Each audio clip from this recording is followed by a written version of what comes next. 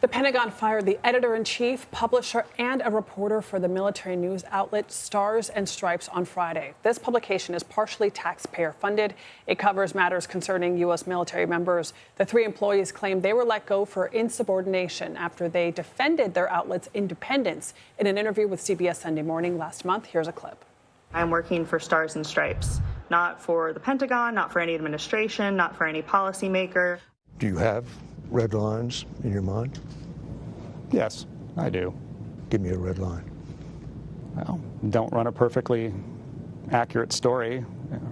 Run this instead. Here it is, written by the Pentagon. That would be a red line. A Defense Department spokesperson declined to comment on the firings. White House advisor Stephen Miller told our Nancy Cordes, our chief White House correspondent, that he is confident that, quote, if anyone was fired, it was for just cause. We want to bring in Lara Korte. She was a Middle East reporter for Stars and Stripes and is one of the people that was fired. Lara, thank you so much for being with us. So you say that you were let go because of the interview that you gave to CBS Sunday Morning. Why do you think the Pentagon let you go exactly? What were you told? Right. So we received a notice of separation. I received a notice of separation on Friday night saying that the comments that I had made and by going on CBS were insubordination. You played the clip with my comment there where I said that, I work for Stars and Stripes. My understanding is that I was simply restating a longstanding Pentagon policy that we are editorially independent, something that's very important for both us as an institution, but also for our readers who are the servicemen and women who dedicate their lives to this country. The assistant to the Secretary of Defense, Sean Parnell, recently said, as you know, Lara, that the department is modernizing the newspaper and attempting to tailor its reporting to, quote, all things military rather than, quote, DC gossip columns. Can you help me understand what Sean Parnell is saying? And do you believe your reporting historically at Stars and Stripes has been in line with all things military? From what I can tell, it has, but tell me what your thoughts are. Yeah, absolutely. I mean, we don't write a story unless it has something to do with the military. You'll have to ask Mr. Parnell for what exactly he was referring to there in that comment. But we know from recent memos sent out from the Pentagon that they were, hoping to stop us from syndicating other news outlets, which is something lots of media publications do.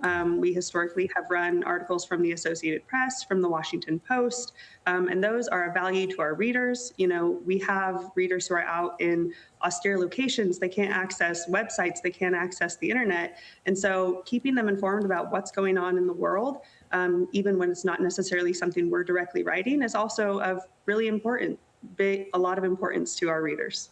Lara, have you ever experienced censorship or the pressure to censor one of your stories or had your stories edited in a way that you felt was censorship at Stars and Stripes?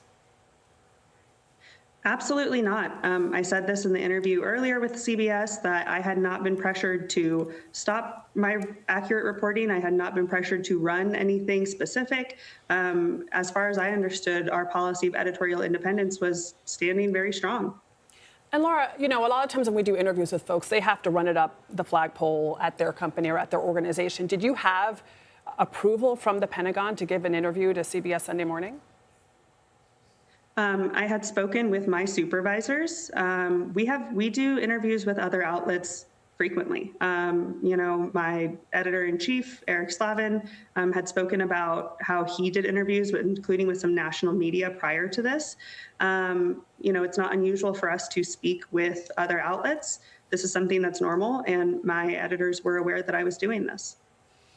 And as far as you're concerned, Lara, do you still believe that do you believe at this point going forward that Stars and Stripes remains an independent news organization? I've certainly been bolstered to see recent comments from Stripes leadership and from the Pentagon that Stripes is editorially independent.